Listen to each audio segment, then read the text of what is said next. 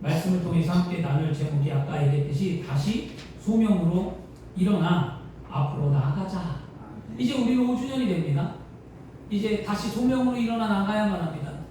소명이 하나님 앞에 부르심을 받는 건데요. 우리가 말씀을 한번 생각해 볼까요? 우리가 예수 믿고 구원받았죠.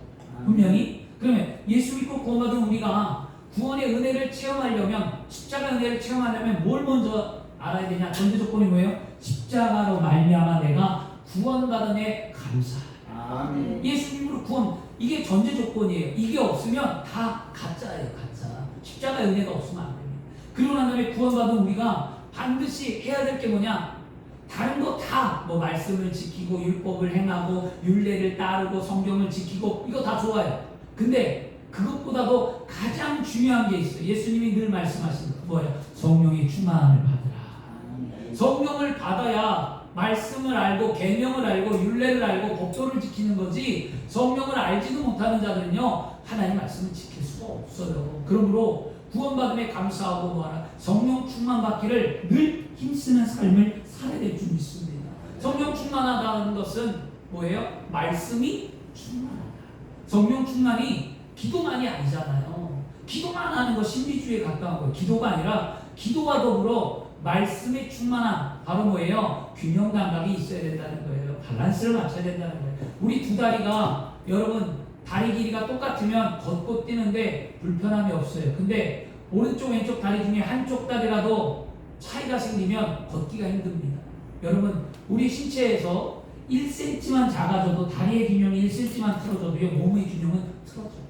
제가 몸의 균형이 틀어지고, 제가 보면 여러분 보시다시피 제가 오른쪽 어깨가 자꾸 내려가는 이유가 있어요. 처음에는 몰랐는데 나이가 들면서 점점 내려가는 게, 이게 뭐냐면 다리 오른쪽과 왼쪽 다리의 길이가 맞지 않기 때문이에요. 왼쪽 다리에 수술을 받았기 때문에 다리 길이가 짧아요. 조금. 그러다 보니까 한쪽이 짧으니까 항상 기울게 되더라고요. 근데 희한하게 짧은 쪽으로 기운 게 아니라 다리가 긴 쪽으로 기울게 되더라고요. 그러니까 이쪽이 내려가요. 오른쪽으로 자꾸. 그 불편함을 느끼거든요. 근데 균형이 맞으면 얼마나 편한지 몰라요. 그래서 신앙도 한쪽으로 절대 치우친 신앙생활 하지 말고요. 균형이 딱 맞아요. 여러분 기도했으면 말씀 보셔야 되고요. 말씀 봤으면 기도하는 삶을 사셔야 될 줄 믿습니다. 우리 이런 믿음의 삶을 살기 위해서, 그리고 이런 믿음의 삶을 살기 위해서 우리는 어떻게 하라고 했죠?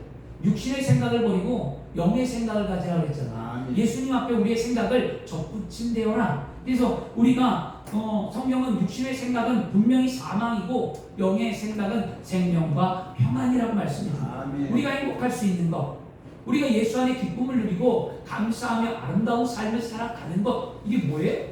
바로 내 생각을 예수 그리스도와 함께 맞춰가는 거였어요.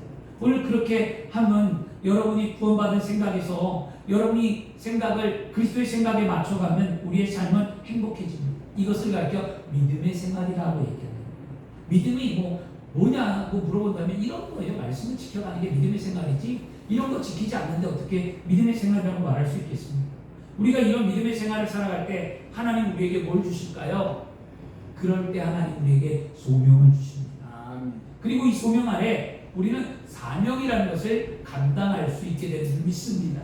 그런데 여러분, 소명과 사명은 좀 달라요. 소명이란 하나님의 뭐예요? 부르심이 소명이에요.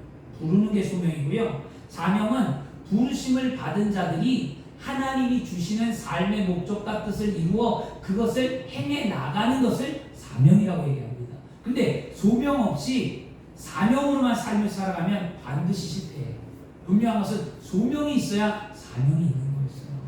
그래서 우리가 오늘도 그 소명과 사명 중에 무엇이 먼저인가를 깊이 생각해 보고요. 우리가 하나님의 부르심 앞에 체험하는 삶, 먼저 하나님 날 불렀다는 것을 깨닫는 귀한 시간이길 원합니다.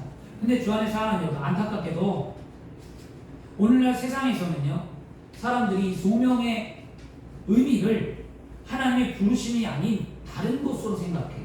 여러분, 소명은 하나님의 부르심이에요.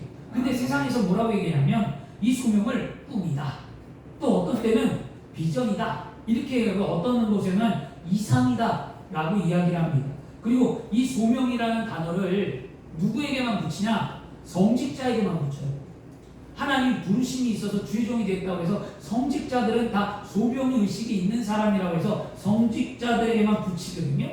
이것은요 여러분 소명의 의미를 너무나 축소해서 왜곡하는 수준에 이르는 거예요. 여러분 소명은 누구나 다 받는 거예요. 성직자만 소명받는 거 아니거든요. 반대로 소명의 의미를 광범위하게 확대해 갔고요. 소명은 분명히 뭐라고 했습니까? 하나님의 부르심이잖아요. 소명이 종교적인 색채를 다 빼버리고 종교적인 것을 빼버리고 난 다음에 일상적인 삶에서 직업에다 갖다 붙여요. 직업의 소명 뭐 이렇게 들어보셨죠? 직업에 대한 소명을 붙이고도 해석도 합니다. 소명이 빠지고 이런 어떤 다른 가치관으로 가득 채운 인생은 결코 여러분 긍정적인 목표를 도달할 수 없고 그 인생은 성공할 수 없습니다. 왜? 하나님이 빠진 인생은 여러분 성공할 수가 없어요. 우리 그리스도인들은 하나님과 함께 사는 거예요. 이것을 소명이라고 말합니다. 그러므로 우리의 삶이 가치가 있고 우리가 행복하기 위해서는 소명이 무엇인가를 분명히 알아야 된다는 거예요. 소명은 분명히 하나님의 부르심입니다. 우리의 삶은 소명을 가질 때야 진정으로 가치가 있고 의미가 있으며 우리의 삶은 소명이 있어야 행복해질 수 있습니다. 오늘 함께 읽은 말씀에 오늘 말씀을 이제 볼 텐데 말씀에 하나님께서 아브라함을 어떻게 했습니까? 부르셨어요. 불렀다는 건 뭐예요? 소명이 있다는 거잖아요. 소명받은 아브라함은 하나님의 부르심에 어떻게 했습니까? 믿음으로 일어나 하나님이 약속한 땅을 떠났다라고 해요. 히브리 기자가 얘기하고 아브라함은 보이지 않는 그 땅을 향하여 무엇으로? 하나님을 신뢰하며 믿음으로 걸어갔다라고 얘기합니다. 오늘날 우리가 하나님의 약속들, 하나님의 믿음의 삶들, 성경의 이야기들 이 모든 것들이 우리의 삶에 이루어지거나 우리의 삶에 펼쳐져 있거나 우리가 그것을 보고 알고 가는 게 아니에요. 사람들은 얘기합니다. 보고 알고 가길 원한다라고 하는데 그 이전에 우리는 보고 알고 가는 게 아니라 믿음으로 하나님의 약속의 말씀을 믿고 갈 때에 안개가 거치듯 우리의 삶에 하나님의 약속이 보이는 거예요. 믿음이 그겁니다, 여러분. 여러분 자욱한 안개가 껴있으면요 그 앞도 볼 수가 없어요. 한치 앞도 못 봅니다. 안개가 얼마나 무서운지 몰라요. 저는 안개의 무서움을 경험을 했거든요. 강릉에 있을 때 그 강릉에 예전에는 강릉에 고속도로를 뚫어놨잖아요. 옛날에는 대관령은 구기구기 뭐 99개 넘어갔는데 그게 넘어가는 길이 너무 힘들다고 해갖고 고속도로를 뚫어놨는데 문제는 뭐냐? 고속도로를 뚫은 건 좋은데 거기에 계속 안개가 낀다는 거예요. 기온 차이가 나니까 안개가 끼는데 그 안개가 끼면요 칠흑같이 어두워서요 1m도 안 보여요. 그 1m를 안 보이는 데를 막 쌩쌩 달리는 차들 보면 와 기겁해요. 저는요. 앞이 안 보이니까 갈 수가 없어요. 제가 앞에 선두가 안 보이니까 내 뒤로 꼬랑지를 쫙 물고 내 뒤로 다 왔어. 다 안 보이니까 내 뒤에 쓴 거예요. 내 앞에 누가 있었으면 좋겠는데 내 앞에 아무도 없어요. 차가. 근데 그렇게 가다가 마침 한 차가 정차를 했어요. 보이지가 않잖아요. 기껏해갖고 사고 날 뻔도 하고 너무 시겁하고 너무 무서웠어요. 그때 경험한 게 뭐냐? 야, 이 안개가 이렇게 무섭구나. 그런데 참 놀라운 것은 그 안개가 낀 고속도로를 달리다가 얼마 안 돼서 이제 햇빛이 쨍 비쳐요. 햇빛이 쨍 비치자마자 순식간에 안개가 거친 듯이 싹 사라지니까 내가 가야 할 길이 명확하게 보이더라는 거야. 여러분 이게 믿음이에요. 하나님의 믿음이 바로 무엇이냐? 지금은 안 보여요. 지금은 알 수 없어요. 우리의 인생의 삶의 안개 같지만 우리가 믿음으로 이 길은 하나님의 길이야. 여러분 제가 대관령의 안개를 얘기한 건 뭐냐면 그 길이 뚫려 있는 건 난 알잖아요. 안개가 있어도 대관령 길이 뚫려 있으니까 난 이렇게 가면 그 길이 보이는 거잖아요. 그것처럼 믿음도 하나님의 약속의 말씀을 믿고 가는 거예요. 확실히 알고 가는 거예요. 가면 햇빛이 비쳐서 안개가 거치듯 여러분의 인생 가운데 하나님의 은혜의 빛과 축복의 빛과 그 행복의 빛이 비침으로 여러분의 삶의 안개가 거쳐지는 거예요. 이게 믿음이었어요. 아브라함은 그런 믿음의 삶을 살았다는 거였어요. 여러분, 주 안에 사랑하는 여러분, 저와 여러분들이 세상을 믿음으로 살아가기 위해서는 아브라함처럼 소명의식이 분명해야 되고요. 아브라함처럼 소명의식이 분명하면 오늘 말씀을 통해 소명이 무엇인가를 좀 배우고 그 소명의식을 확고히 하고 그 소명대로 삶을 살아가는 저와 여러분이 되기를 축원합니다. 첫째는 뭐냐면 소명은 분명하게 그 대상을 부르시는 하나님의 말씀이라는 거예요. 소명은 따라해서 소명은 그 대상을 부르시는 하나님의 말씀이다. 이 말이 무슨 말이냐면요. 창세기 12장 1절에 말씀하잖아요. 야훼께서 아브라함에게 이르시되 너는 본토 친척 아비집을 떠나 내가 지시할 땅으로 가라는 12장 1절 말씀에 하나님이 아브라함을 부르시는 방법에 대해서 묘사하고 있어요. 하나님은 아브라함을 어떻게 불렀습니까? 야훼께서 아브라함에게 이르시되, 지금 뭐 한 거예요? 하나님이 아브라함에게 말씀하셨다는 거잖아요. 하나님의 말씀이 소명의 근거가 되는 거예요. 분명 소명은 하나님의 말씀으로부터 시작하는 거예요. 말씀으로부터. 그래서 말씀을 듣는 여러분에게 소명이 있습니까? 하나님께서 여러분에게 말씀한 근거가 있습니까? 그게 있어야 돼요, 여러분. 저는 교회를 세울 때나 주의종이 될 때 분명한 것은 결정적인 순간에 하나님이 저를 부르신 말씀이 있어요. 교회를 세울 때는 너는 두려워하지 말고 믿기만 하라는 저 말씀을 통해 소명이 생겼고요. 하나님이 부를 때에는 하나님이 너가 너를 빛과 같이 쓰리라는 하나님의 말씀을 통해 부르심을 받았고요. 분명한 것은 예수를 믿고 구원을 받을 때 하나님이 나에게 말씀하신다는 거예요. 그 말씀을 잊어버리면 안 돼요. 오늘 잊어버렸다면 다시 생각해 보세요. 나는 하나님이 나를 왜 불렀을까? 하나님 나에게 뭐라고 말씀하셨을까? 나에게 첫 대지의 말씀은 무엇이었는가? 내가 10대 때, 내가 20대 때, 내가 결혼을 하고, 내가 지금 예수를 처음 믿고, 내가 직분자가 되고, 하나님이 나와 함께 하실 때 나에게 어떠한 말씀을 주셨는가? 이걸 생각해 보시길 바랍니다. 우리는 소명에 대해서 바로 알아야 되는데요. 여러분, 소명이 개인의 신념이 아니에요. 어떤 분들은 소명을 개인의 신념으로 알아요. 이게 뭐냐면 주변에 자신의 어떤 개인의 신념으로 나는 이렇게 살아야지, 나는 이 삶이 나에게 옳은 길이야 라는 개인의 신념을 소명인 줄 알고 살아가는 사람들이 세상에 얼마나 많은지 모릅니다. 철학자 가운데 스티븐 호킹 박사라는 사람이 있어요. 스티븐 호킹 박사는요, 뭐라고 말했냐면 신은 우주를 창조하지 않았다래요. 신은 우주를 창조하지 않았다라는 책을 발간하고, 그는 무신론자로서 자신의 신념은 신이 죽었다라는 거였어요. 그래서 자신은 신이 죽었다는 신념으로 그 헛된 소명으로 세상 사람들에게 무신론, 신은 없다라는 것을 증명하고자 평생의 삶을 살았다라는 거예요. 자신의 신념, 잘못된 소명이었죠. 그 다음에 기독교인들 가운데 또 우리 사회는요, 이데올로기를 거쳐갑니다. 사회의 이데올로기를 통해 거쳐가는데요. 그 사람들은 어떻습니까? 어떤 신념으로 이렇게 하면 될 거야. 뭐 전쟁의 신념도 있고요. 뭐 여러 가지. 그들은 이름도 빛도 없이 그들의 젊음을 바쳐서 죽고 상처 입고 이렇게 세상을 살아갔습니다. 이건 뭐예요? 역사가 이데올로기를 통해 증명하죠. 잘못된 신념으로 전쟁을 일으키고 잘못된 이데올로기로 세상이 망하는 경우들을 많이 보잖아요. 나라가 망하는 것, 역사를 통해, 흥망성쇠를 통해 우리는 알았습니다. 그러면 또 기독교인들 가운데도요, 신비로운 체험을 좋아해요. 어떤 신비로운 체험 좋죠. 체험하면 신비로운 체험이 소명인 줄 알고 항상 그것만 따라가죠. 그러면 어떻게 됩니까? 항상 보수로부터 신비로운 체험을 하면 정통적인 보수로부터 이단이라는 화살을 받고 삶을 삽니다. 이것이 교회의 역사가 우리에게 말해주고 있잖아요. 그래서 항상 뭐예요? 체험을 했으면 뭐가 뒷받침되라? 말씀이 뒷받침되어라. 여러분, 사도 바울이 다메섹 도상에서 예수 그리스도를 체험한 후에 그가 뭐가 뒷받침됐습니까? 사도 바울은 예수를 체험한 후에 말씀이 뒷받침되었어요. 그래서 사도 바울을 누구도 건들 수가 없었던 거였어요. 여러분들이 하나님을 만난 인격적인 만난 체험이 있다면 우리는 그 인격적으로 만난 하나님과 더불어 하나님의 살아있는 말씀이 나를 붙들어줘야 돼요. 아멘. 이게 우리의 신앙이었어요. 아멘. 하나님은 아브라함을 부를 때 뭐라고 말씀하셨는지 아십니까? 하나님이 아브라함을 부를 때 인칭 대명사 가운데 1인칭을 썼어요.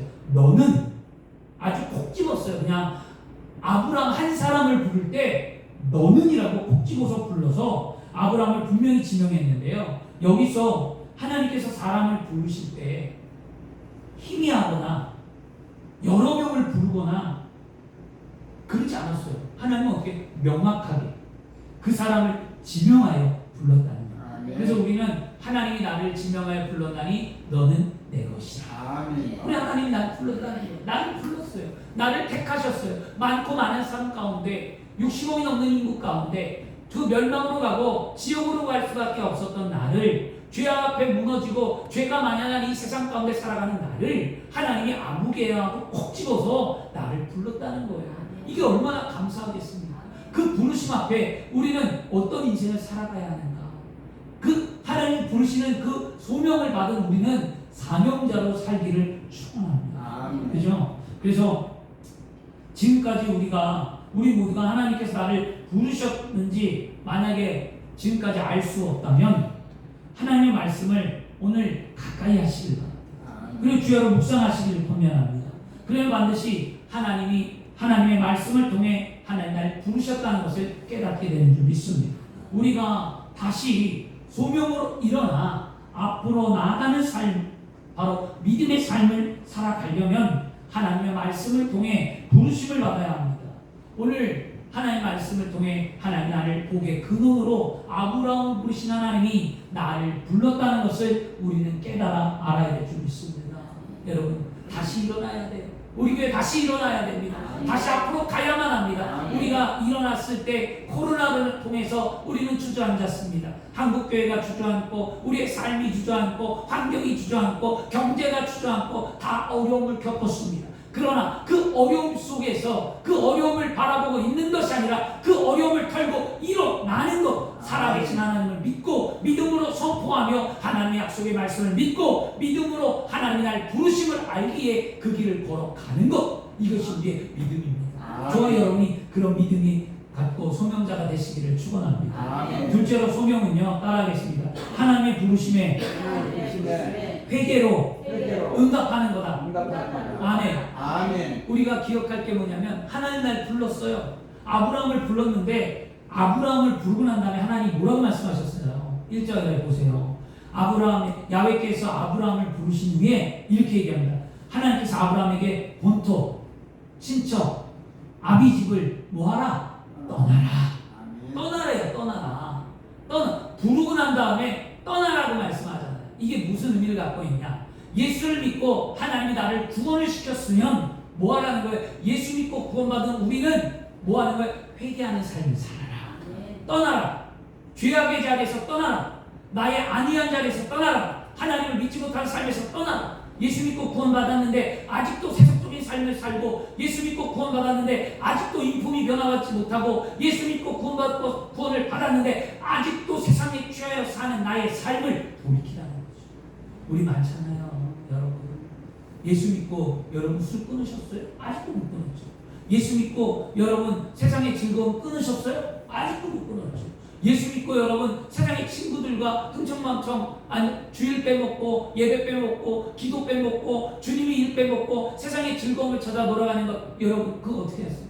아직도 하고 있잖아요. 그런데 주님은 오늘 말씀은 뭐라고 말씀합니까? 그 자리를 떠나라. 아멘. 이 떠나라는 말을 기억하셔야 되는데요. 이게 무슨 의미를 갖고 있느냐? 여러분 본토라는 거, 본토가 더 크죠. 그 다음에 본토, 친척, 그 다음에 뭐예요? 아비, 이렇게 되잖아요. 근데 먼저 뭘 얘기해서 본토라고 얘기했어요. 제일 큰 것에서 떠나면 나머지는 자동적으로 따라온다는 거예요. 내가 아비 집을 떠나지 아니하고 내가 친척을 떠나지 않아도 본토를 떠나면 아비와 친척은 자연적으로 떠나게 된다는 거잖아요. 그래서 우리는 어디를 떠나야 할까요? 세상에서 떠나야 돼요. 아멘. 세상에서 떠나면 우리의 죄악의 모든 것들은 다 끊어지게 됩니다. 아멘. 내가 끊으려고 해서 끊어지는 것이 아니라 세상 속에서 내가 걸음을 옮기고 떠나면 자연적으로 끊어진다는 거예요. 세상을 떠나지 않으면서 그 자리에서 끊게 해달라고 기도한들 그의 세상의 모든 것들이 끊어지냐? 안 끊어져요. 오늘 말씀을 잘 들으셔야 돼요. 하나님께서 아브라함에게 너의 땅 본토를 떠나라고 한 이유가 뭘까요? 그러면 이유가 뭐냐? 이 이유를 잘 보셔야 돼요. 성경의 의미를요. 그것은 대부분 뭐냐? 대부분 우상 숭배에 관련이 있기 때문이었어요. 우상 숭배. 이게 뭐냐면 창세기에 아브라함 12장에 하나님이 아브라함을 부를 때 창세기 6장에 가면 노아의 홍수 때 이야기가 나옵니다. 6장 5절에 말씀합니다. 야훼께서 사람의 죄악이 세상에 가득함과 그의 마음으로 생각함으로 모든 계획이 항상 악할 뿐임을 보시고 라고 말씀합니다. 노아 때에 하나님께서 왜 홍수를 심판하셨습니까? 성경 분명히 얘기하죠. 그들의 생각이 뭐하다니까 악하기 때문이다. 계획과 모든 생각과 그들이 하는 게 다 악한 거예요. 한 가지라도 선한 것이 없으니까 하나님이 노아 때의 홍수로 세상을 심판하게 하셨다는 것이에요. 그건 뭐예요? 항상 악한 죄악이 있었기 때문이죠. 그리고 난 다음에 창세기 10장에 넘어오면 무슨 이야기가 나오죠? 여러분 바벨 사건이 나오거든요. 10장 11장에.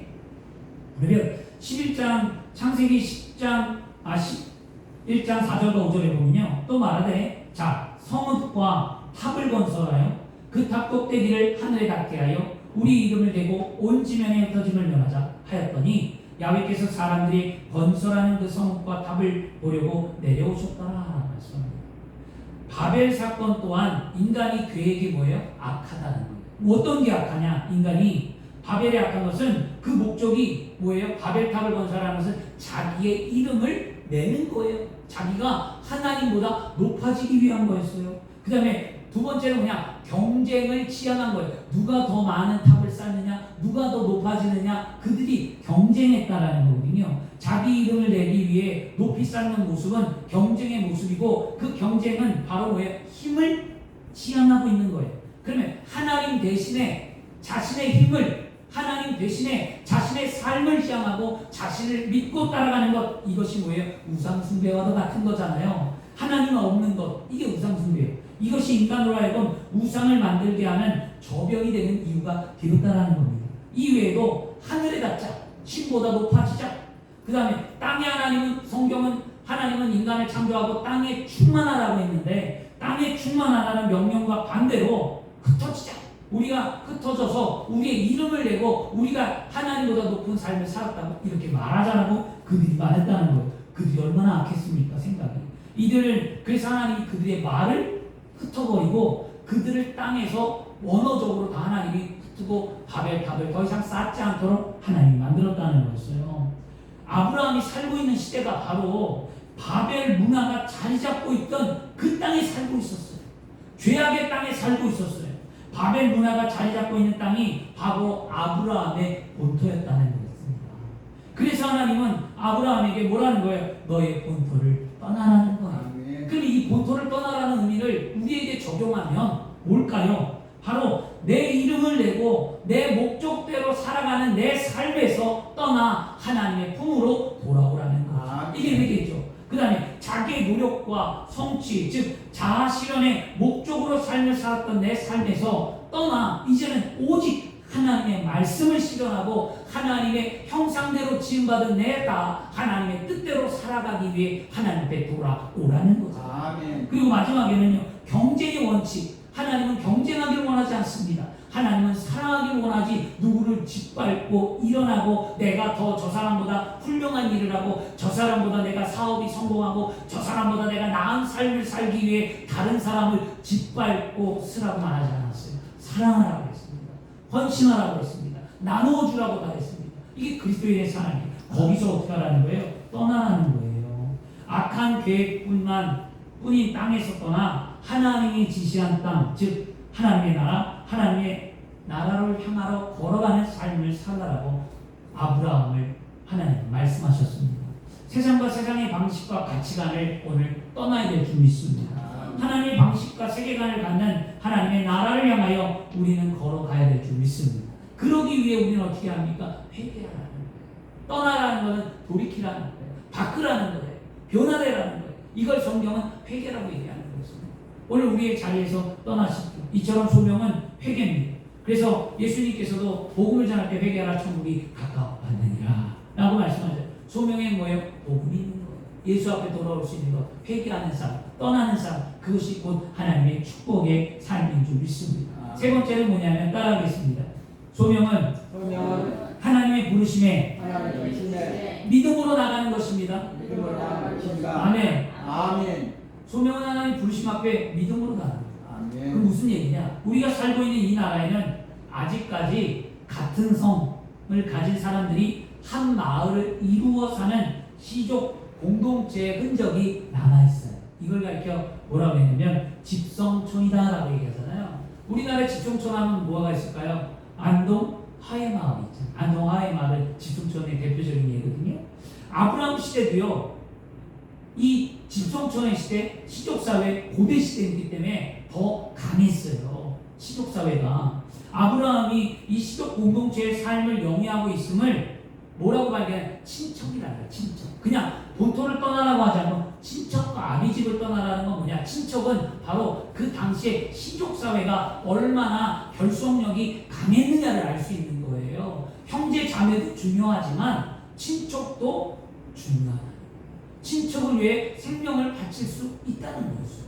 이게 그 당시 시족사회의 문화인데요. 그러면 아브라함 시대에 강력했던 이 시족 공동체에 살았던 이유는 왜 시족 공동체일까요? 그들에게는 뭐가 있어요? 시족 공동체는 생명과 안전이 보장되기 때문이에요. 아멘. 그래서 시족 어느 부족이 인구가 많으냐, 어느 민족이 번성함이 많으냐에 따라서 그를 향하여 강대국이다라고 얘기했어요. 옛날에는. 왜냐하면 전쟁할 사람이 많아야 되잖아요. 남자가 많아야 일꾼이 많아야 되는데 남자가 많지 않으면 전쟁할 사람도 없고 일꾼도 없으면 그 시족 사회는 어떻게 됩니까? 다른 시족에게 먹히거나 패망하거나 망하잖아요. 안전이 보장되지 않는 거였어요. 그래서 시족 사회는요 생명과 안전이 보장된 삶을 사는 거예요. 아브라함은 그러면 어떤 삶을 사는 거예요? 지금 생명과 안정이 보장된 삶을 살고 있는 거였습니다. 근데 하나님은 거기서 어떻게 하라는 거예요? 떠나라고 말씀하고 계셨습니다. 본토가 있고 본토는 생명에 필요한 양식과 수단을 제공합니다. 그 공동체 구성원들은 외부의 침략과 노력으로부터 생명과 재산을 지켜주는 힘이 되고 안전과 보호를 제공하는 울타리가 되었습니다. 이런 바벨 문화가 지향했던 힘 있는 곳, 바로 안전이 있고 편안이 있고 세상에 즐거움이 있는 곳을 본토라고 이야기하는데 하나님께서 아브라함에게 힘이 되었던 그 본토의 공동체를 어떻게 하라는 거예요? 떠나래요. 여러분, 그 공동체를 떠나는 것, 내가 가진 것을 버리라고 요구하는 거죠. 생존에 필요한 양식과 수단을 버리라는 거예요. 오늘날 말하면 뭐냐? 오늘날 말하면 경제적인 이익을 포기하라는 거예요. 예수 믿고 어떻게 경제적인 이익을 포기해요? 라고 이런 이야기를 할 수 있겠죠. 또 공동체가 제공해주는 안전과 보호도 벗어나라는 거예요. 이걸 할 수 있겠냐? 이건 곧 뭐예요, 여러분? 곧 죽음과도 같은 거예요. 이런 힘든 삶에서 아브라함이 지금 어떻게 했냐? 믿음을 선택했기 때문에 아브라함의 믿음이 대단하다는 거예요. 여러분, 그냥 대단한 게 아니에요. 그냥 믿음의 조상이 된 게 아니에요. 그런 환경에서 그가 하나님 앞에 주저하지 아니하고 하나님의 약속의 말씀을 믿고 떠났다는 거예요. 안전이 보장되지 않는 그 땅을 향하여 갔고요. 생명을 보장받지 못하는 그 땅을 향해 갔고요. 안락하고 편안한 삶을 뒤로 한 채 고생의 길로 떠났다는 거예요. 여러분 하루아침에 여러분 하나님을 할 수 있겠어요? 오늘 하나님이 여러분에게 아무개야 너의 삶을 다 내려놓고 하루아침에 선교사 가라. 아니면 아무개야 너의 삶에 있는 걸 다 팔아서 가난한 사람들에게 다 나누어주고 오직 너는 혼자가 되어라 하면 뭐라고 할까요? 기도하다가 그럴 거예요. 분명히 하나님 잘못 주신 거 아닌가요? 하나님 이게 맞아요? 이거 꼭 해야 돼요? 이거 안 물어보는 사람 없을 거예요. 분명히 갑자기 나에게 그런 마음이 들어오면 잠깐만요 하나님 이거 맞아요? 이런 거 안 하겠어요? 저도 그랬어요. 저도 하나님 앞에 제가 선교사도 못 나간 게 조금 마음이 아프긴 한데 선교사 사명을 맡을 때 하나님 갑자기 선교의 마음을 주셨어요. 근데 제가 아멘을 안 하고 저는 이거 맞아요? 이거 맞아요. 그래서 이거 맞아요? 나 선교 가요? 하나님 이거 맞아요? 잠깐만요.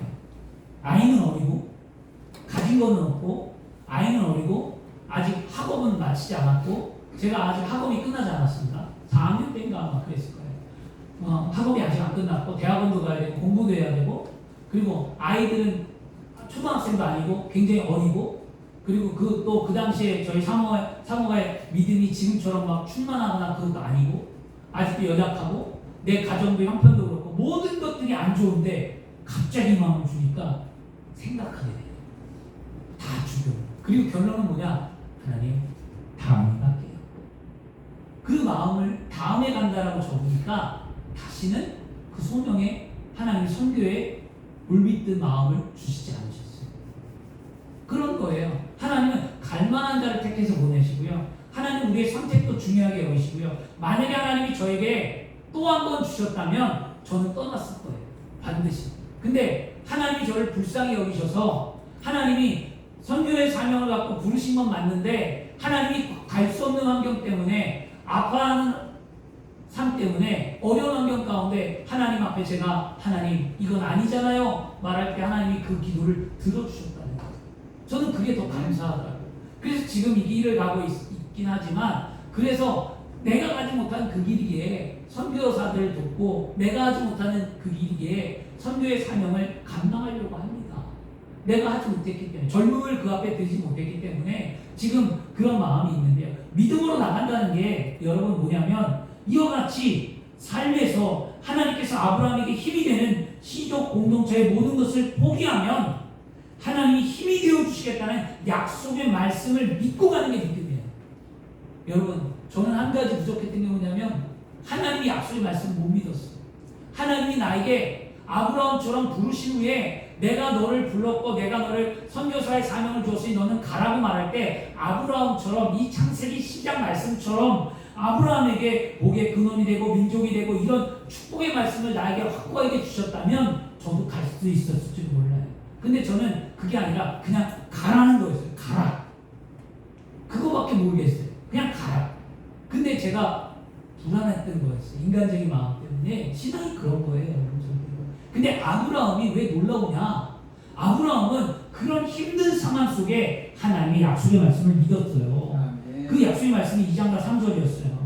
그 시장 2절과 3절에 내가 너를 민족을 이루고 복을 주고 내 이름을 창대케 하고 너는 복이 되지라. 너를 축복하는 자에게 내가 복을 내리고 너를 저주하는 자에게 내가 저주하리니 땅의 모든 족속이 너로 말미암아 복을 얻을 것이라. 하나님은 아브라함에게 이와 같이 7가지의 약속을 하셨다는 거였어요.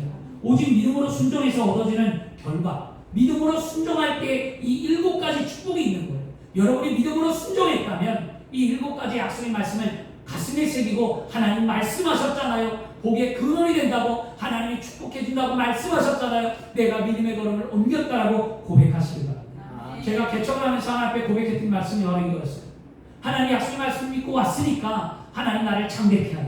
하나님께 복의 근원으로 삼기라. 하나님이 나를 축복하는 자에게 하나님 나를 복을 준다고 했으면 성도가 복을 받기를 원한다라고 기도했고요. 세상에 나를 조롱하거나 세상 사람들이 나를 저주했다면 하나님 그들에게도 동일한 은혜를 주신다고 약속한 걸 나는 믿습니다. 그러면 나는 쓰러지지 않고 남론하지 아니하고 실망하지 아니합니다 라고 하나님 앞에 약속을 얻었거든요. 여러분 그 믿음이 저와 여러분의 믿음이 되야 될 줄 믿습니다. 이처럼 소명은 세상에 가지고 있는 나의 소유와 힘과 경제적인 이익을 의지하지 않고 하나님이 주시는 복과 보호를 의지하는 거예요.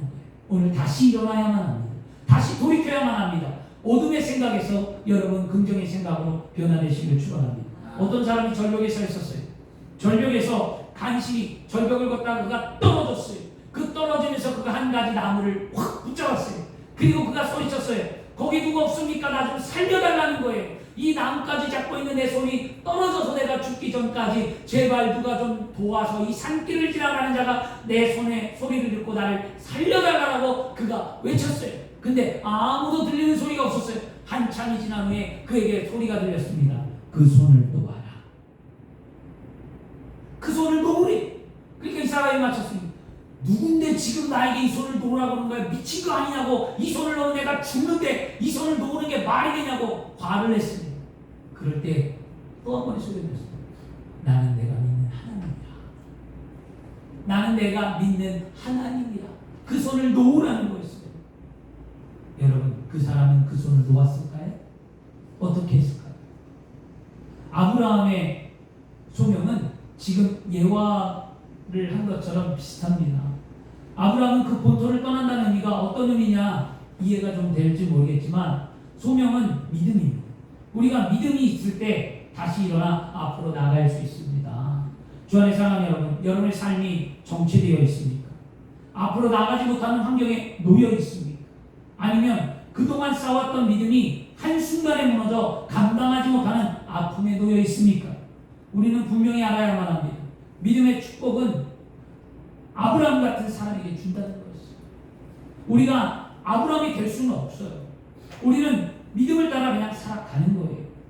오늘 말씀을 듣는 저와 여러분은 하나님의 부르심 앞에 믿음으로 나간다면 우리는 반드시 하나님의 약속에 복을 받게 될 줄 믿습니다. 오늘 우리는 하나님을 믿고 의지하며 나를 부르시는 하나님의 계획 앞에 나의 뜻을 꺾어야만 합니다. 그리고 나의 지혜로 측량할 수 없는 그 길을 아브라함처럼 믿음으로 나가야만 합니다. 그러면 나는 부르신 하나님께서 가장 좋은 길로, 가장 완전한 길로, 가장 아름다울 때 하나님은 나를 축복해주고 이끌어주신 줄 믿습니다. 결론입니다. 하나님은 분명히 말씀으로 우리를 어떻게 해야 부르셨다. 말씀으로 우리를 불렀습니다. 그 소명 앞에 우리는 어떻게 하라는 것? 회개하며 믿음으로 살아가라고 말씀드렸습니다. 이것이 그리스도인의 삶이에요. 그렇다면 하나님은 왜 나에게 소명을 주시는 걸까요? 아브라함의 소명은 뭐예요? 복의 근원이라는 거예요. 어디를 가든지 복을 받는다는 거죠. 그러면 우리의 소명은 뭐냐는 거예요. 우리의 소명은 하나님은 우리를 통하여 복의 근원이신 예수 그리스도를 세상에 전하기로 하십니다.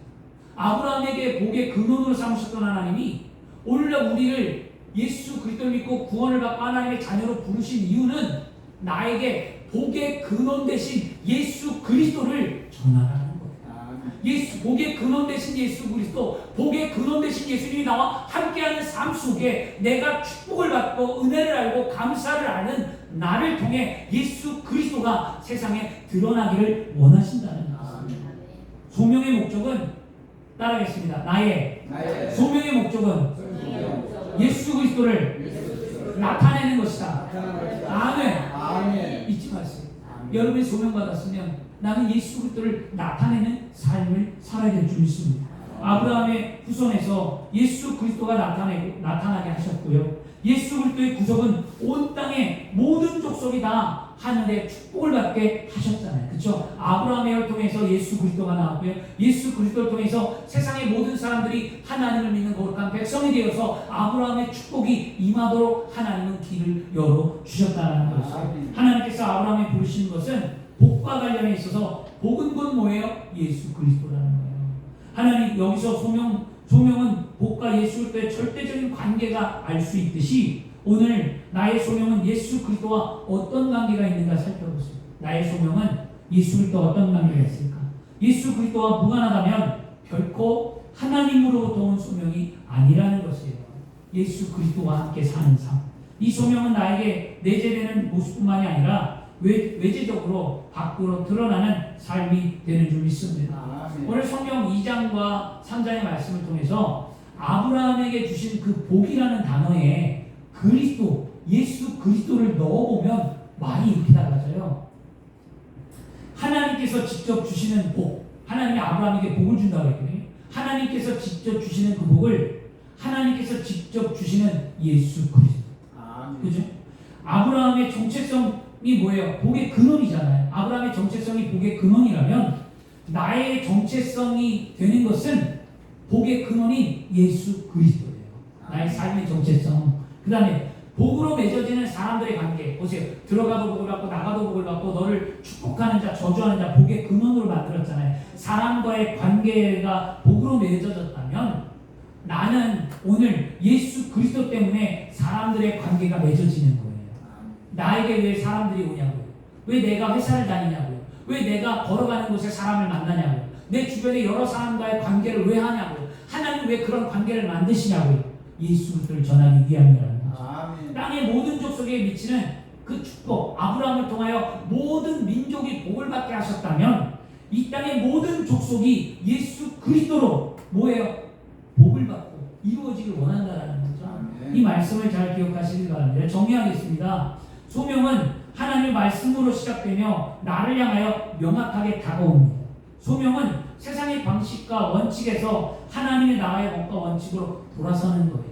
떠나라는 거잖아요. 회개하는 겁니다. 소명은 내가 믿고 의지했던 세상의 것들을 버리고 하나님의 약속의 말씀을 믿고 믿음으로 나가는 거예요.